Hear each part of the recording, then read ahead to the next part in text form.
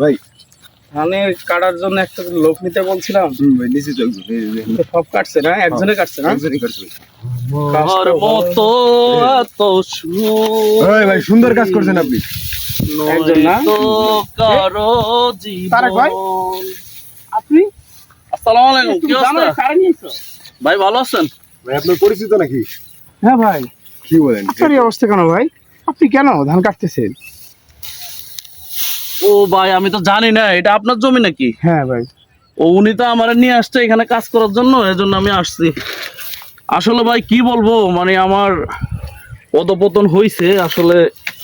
আগে তো জানেনি কেমন ছিলাম, কিন্তু এখন অধপতন হয়েছে এজন্যই, কারণ আমি একটা নেশায় আসক্ত হয়েছি আর কি। কি নেশায় ভাইয়া?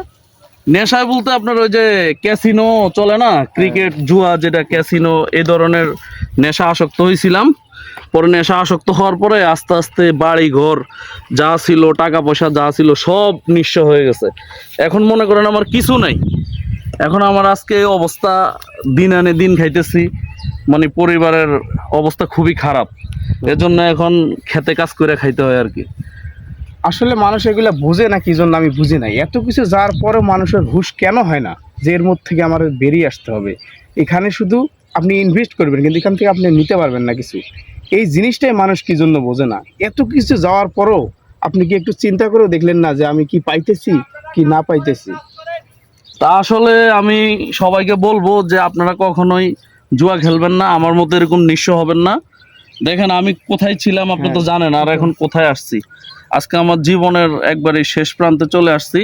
আসলে আমার চাওয়া পাওয়ার মতো কিছু নাই, ঘর বাড়ি যা ছিল, সম্পত্তি যা ছিল, টাকা পয়সা সব শেষ।